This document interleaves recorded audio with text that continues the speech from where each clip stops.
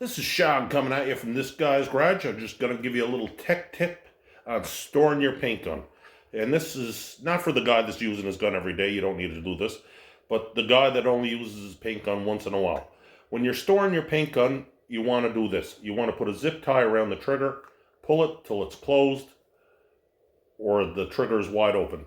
The reason why you want to do this, when you're done painting, and no matter how good you clean out your gun, there's always some residue left behind.